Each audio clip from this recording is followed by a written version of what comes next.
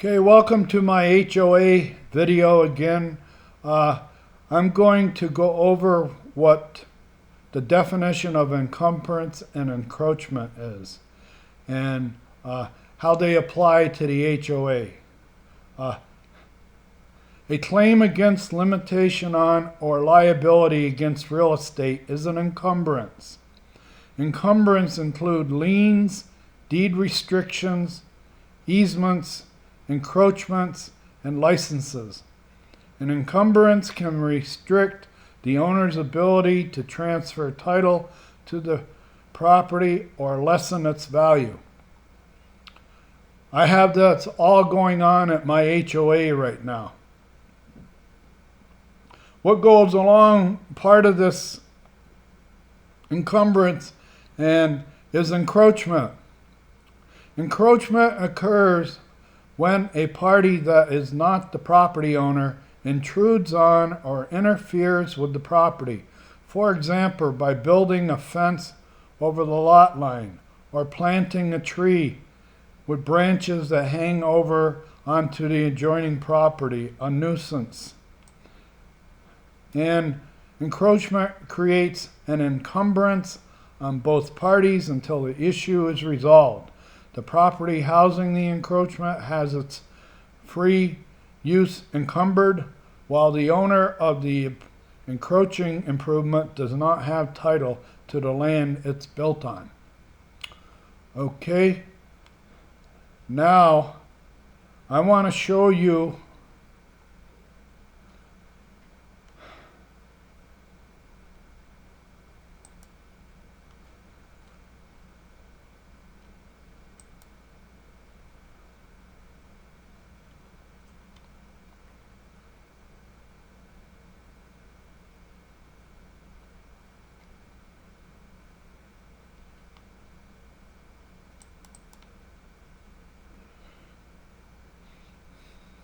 Okay, this is a summons. It's a 67-page summons. I'm going to try to get to the page that has the restrictions.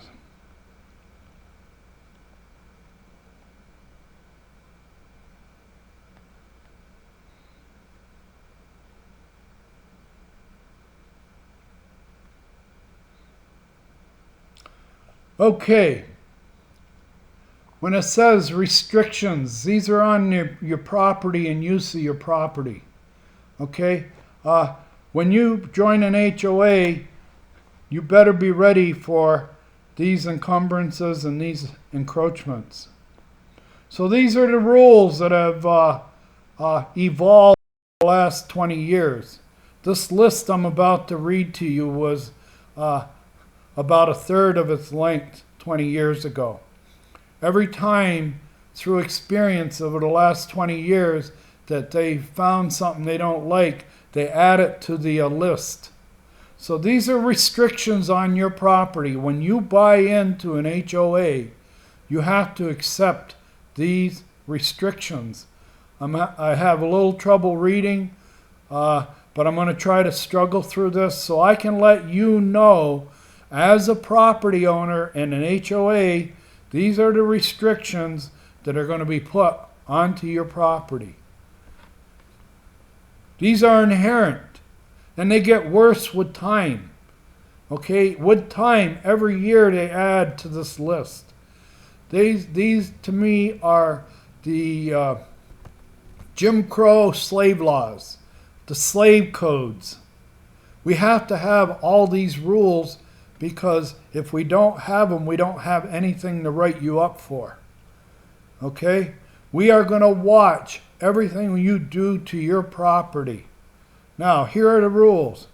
No landscaping, lawns, plants, shrubs, trees, and above-ground decorative features such as fountains, water features, flagpoles, placards, bird baths, sculptures, and walkways, and the like, collectively called the Declaration. The private landscaping may be installed anywhere on the owner's lot, whether in public yards or private yards, unless it is approved by the Architectural Committee in writing prior to installation. Do you understand what that says to you when you buy a house? I was under the illusion when I bought this home 20 years ago and the two others next to it, 3 houses, that these were my house and my yards to do with and live in it as I please. Nothing could be farther from the truth. Okay? No ancillary unit may be constructed as or maintained on a lot, and no exterior addition, change, or alteration may be made in any living unit or approved ancillary unit until a complete set of all plans and specifications are submitted to and approved in writing by the Architectural Committee.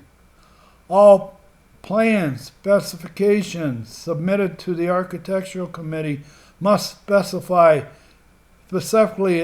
specifically identify in writing the item for which approval is sought and must show the nature, type, size, style, color, shape, height, location, material, floor plan, approximate cost, and other material attributes of the proposed item. All plans and specifications will be reviewed by the Architectural Committee for harmony and compatibility with the external design location.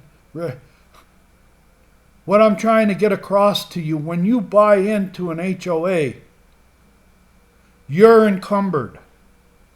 You're encumbered with restrictions. You're encumbered with restrictions. Now, I'm like my lot. I've now got a lawsuit against it. I've got approximately a $60,000 fine against it. It was built wrong. It was built outside the specifications of the master grading plans. They lowered the house on purpose by 2.5 inches.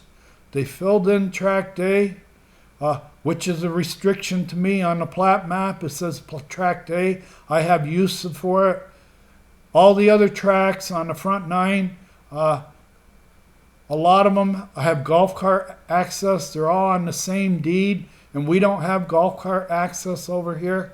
And encroachments. Now I'm going to go back and tell you about encroachments. When the golf course puts its out of bound markers on my property line, that's encroachment. They talk about overhanging trees, golf balls coming into my yard day in and day out over that property line is encroachment. My neighbors are growing a tree and their tree is encroaching over into my airspace. I can't do anything about it.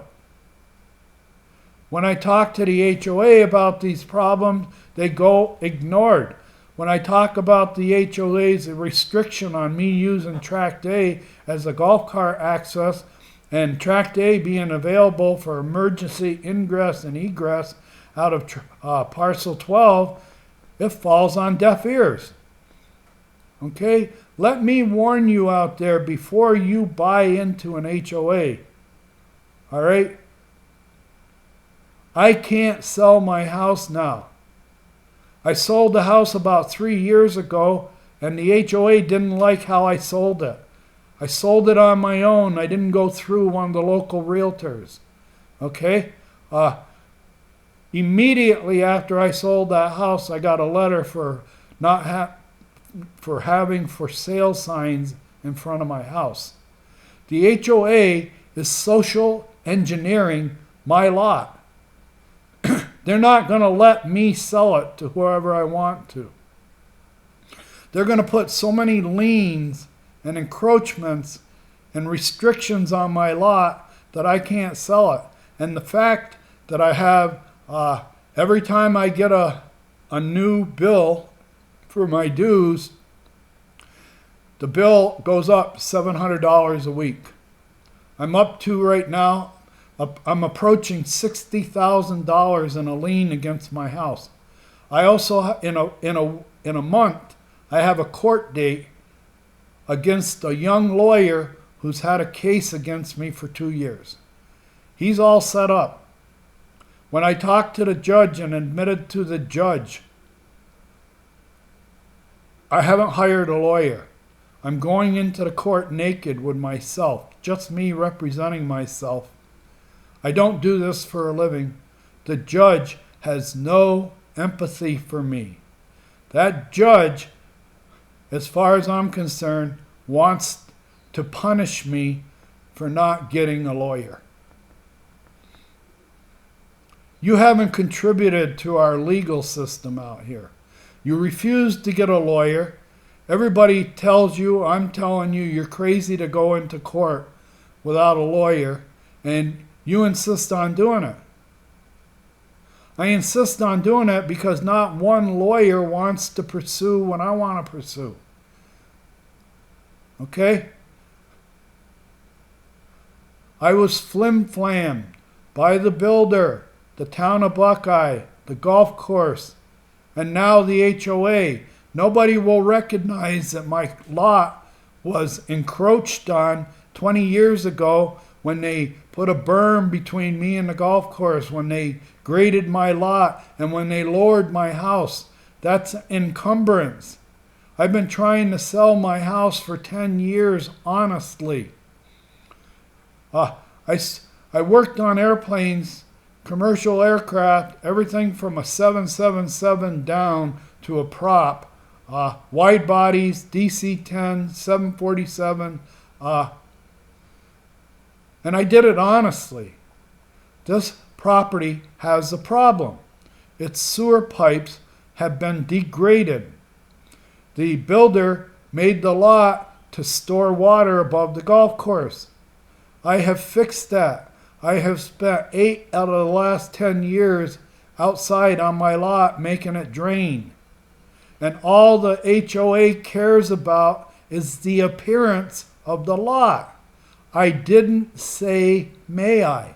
Everything I put on my lot, I had to do to fix the drainage.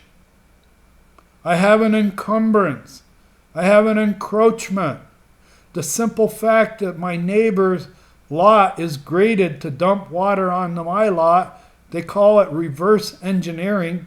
And the fact that they filled in Tract A, so if Tract A was ever needed to drain the neighborhood, it wasn't there.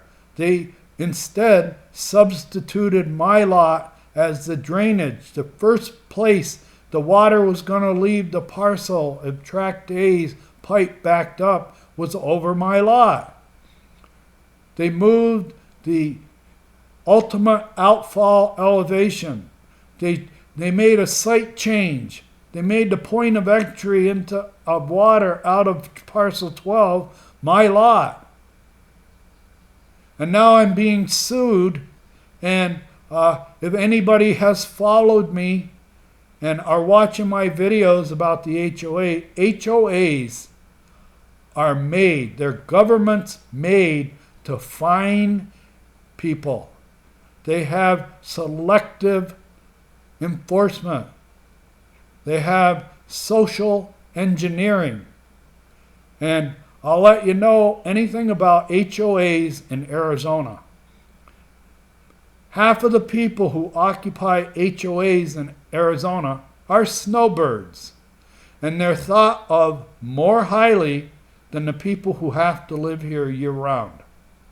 The people who live here year-round are considered by the HOA and the snowbirds as antebellum slaves on a plantation. I hope I don't offend any black people out there, but I truly feel, and I truly make the statement, I know what it feels like to be black. Because I've had nothing but trouble. I had a write-up in my file a month after I closed the houses, all 3 houses. A month after I closed all 3 houses, I had a letter in my file. I broke a record. I also broke a record for fines being paid. I would say that I paid more fines in Sundance Active Adult than anybody else since I've been here. Because I've been here 20 years. And for the last 10 years, it seems like every 2 or 3 months, I'm going to get $100 fine, $200 fine, $150 fine. It seems like every time they go out to dinner or they go to a seminar that costs money, they go, where are we going to get the money to go out to dinner? Or where are we going to get the money to go to one of these seminars? Oh, why don't we find Seward Lasham again? Let's find him. We'll have the money. We'll have the money for to go out to dinner or throw a party. Let me tell you, I've been here 20 years because I worked graveyard nights and I didn't have weekends off. I have never attended a social event at Sundance Active Adult. No dance, no get-together, no social partying. I pay tribute to the rest of the people in the Sundance Act, and especially snowbirds. When the snowbird come in and they close, and they want to close my access easement to the golf course, and the golf course and the town lets them, you're telling me that I have to pay tribute to snowbirds. Even though they're not here all summer long, if I have a golf cart, I have to go the long way. I can't go the shortcut over Tract A because these snowbirds who are home enjoying the cool weather back in the Midwest don't want me driving on that access easement when it's 115 degrees outside in the summer. They have no sympathy for me. And the thing of it is, neither does the HOA. The HOA keeps coming up with all these rules. They keep coming up with more and more and more rules. And they can use them at every time. When I get a dues letter, and it's a straight dues letter, and there's nothing on it, that's a report card. That's telling me that you saw nothing wrong. Right now, I know that my HOA, every week, they inspect houses from the street side. Every 2 weeks, they inspect houses from the golf course side. I have to deal with that day in and day out. And if I get a dues payment that's a straight dues payment with nothing on it, like I did in September of 2022, that's a clean report card. You inspect my house every week. You inspect from the golf course every 2 weeks. Now, over the last 7 or 8 years, I've gotten many dues bills with nothing on them. They're straight dues. There's no outstanding fines and arrears. The simple fact that in September of 2022, I had a straight $285 dues payment with nothing on it, nothing in arrears, no fines or anything, says to the court, I paid all my fines. I couldn't get a dues letter with a straight dues on it, with nothing on it, unless you approved everything. You're doing this, you're going by every week. But whenever you need extra money and you want money from a fine, all you have to do is go back a few years and say, oh, he put something in his yard without permission. That's been in my yard for 10 years. And for 10 years, you went by the front yard, you went by the golf course every 2 weeks, you saw it, you never wrote it up, you never did anything to me. I paid straight dues during that time. But like I said, when you target me for anything, there's no statute of limitations. If I hold up a card to you that I got in September of 22 and it's a straight dues payment, that's saying that all the way up to this point, you're fine with us. All right? We have no reason. There's no history. Everything's been paid up to this point. That doesn't happen in an HOA. They can go back at any time they want, and they can survey your yard, and no matter how long you've had something in your yard, you could have it like my lighthouse. It's been in one of my yards at least for the last 20 years, and it was very visible, very prominent in the backyard. For years, I got straight dues payments. Nobody ever said anything about the lighthouse until recently. That's what I'm telling you. You can't win. Now, when I go into court next month, I want to bring in a lot of documentation about my house being encumbered by the builder to be a drainage station, a drainage retention basin, an illegal, undocumented drainage retention basin that was installed on my lot by the builder and permitting from the town of Buckeye, and they lowered my house. I can't bring that into court. Statute of limitations. But at any time, no matter how many years you've had anything in your yard, plants, trees, shrubs, all these restrictions, if they go back and they find that you have something on your yard that's been there for 15 years, 20 years, and they don't like it, they can write it up. You didn't ask us permission. And like I said, their justification is, you never asked us for permission to do that. Well, wait a minute. You've been inspecting my house for the last 15 years. You drove by it every week for 15 years. Every other week on the golf course side for 15 years. You never wrote it up. And now because you're having problems with me and you don't like what I'm doing in my yard, you can write up anything you want with no statute of limitations.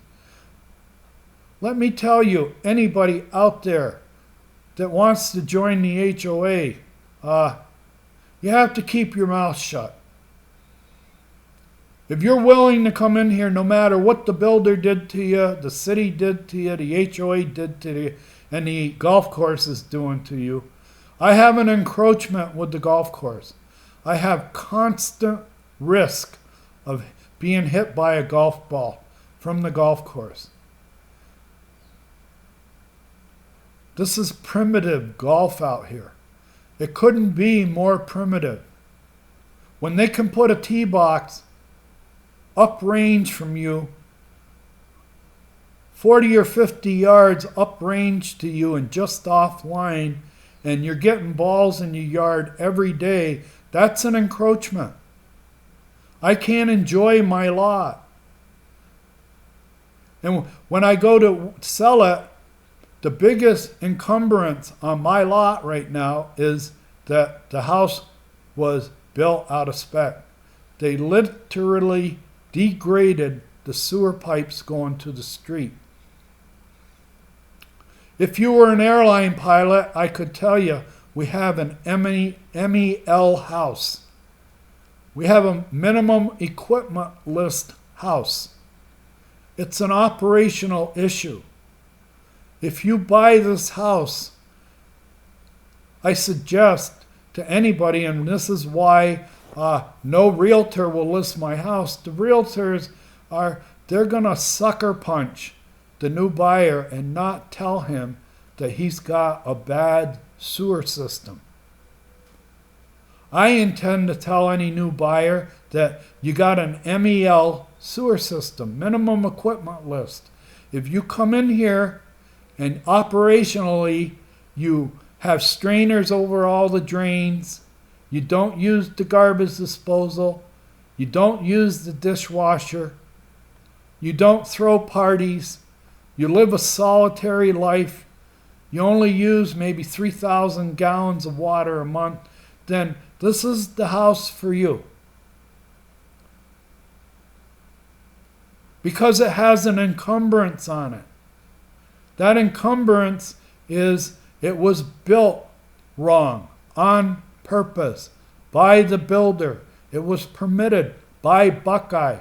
This was old boys, lodge brother, whatever you want to call it, small town nepotism, graft, shrinkage, segregation, plantation rules. That's what you're in for with an HOA. And like I said, the HOA gears their whole schedule. All year long, the HOA schedule is to accommodate the snowbirds. When the snowbirds come in here, it's like the English overlords in the Revolutionary War. They're colonial masters. The people who live here year-round, we're slaves. And we'll get a letter before they will give a letter to a snowbird. The snowbirds are held in high regard. They're like monarchy. They're executives.